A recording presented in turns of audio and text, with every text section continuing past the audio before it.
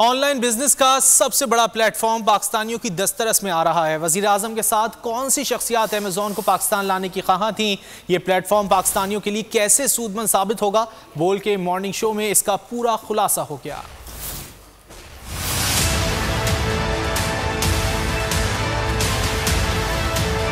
Amazon आ रहा है और ला रहा है आमदनी बढ़ाने के जराए और कमाई के नित नए मौके। अमेज़ॉन की अहमियत पर e commerce specialist Hamir Ali ने रोशनी डाली। कहा न सिर्फ कारोबारी शख्सियात बल्कि ई लेबर को भी बड़े पैमाने पर मौके मिलेंगे। अब जब उनका नाम आ गया है तो उससे होगा ये कि यहाँ पे हर कोई अकाउंट्स आराम से क्रिएट कर सकेगा। जो बड़े एक्सपोर्टर्स हैं, मैन्युफैक्चरर्स हैं, यहाँ के SMEs जो हैं। हमीर अली के मुताबिक अमेज़ॉन जितना बड़ा प्लेटफॉर्म है उतना ही पेचीदा भी है। इस पर महारत के लिए तरबियत दरकार होगी। सर्विस सेक्टर एक्सपोर्ट में भी यहाँ पे बहुत इंक्रीज एक्सपेक्टेड है, क्योंकि ऑनलाइन स्किल्ड लेबर की ज़रूरत पड़ेगी लोगों को, जो कि उनके स्टोर्स रन कर सकें, उनके प्रोडक्ट्स वहाँ पे बेच सकें और मैनेज कर सकें।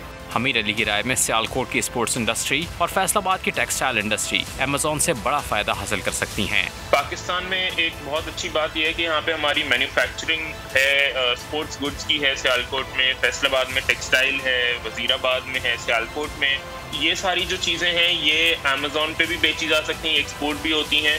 तो पाकिस्तान में ये जो इंडस्ट्री है इसको बहुत एक फ़ायदा एक्सपेक्टेड है इंशाल्लाह। हमीर अली उन चंद शख्सियात में नुमाया हैं जो तवील अरसे से अमेज़ॉन को पाकिस्तान लाने के ख्वाहिशमंद थे और आखिरकार पाकिस्तान अमेज़ॉन की सेलर लिस्ट में शामिल हो गया।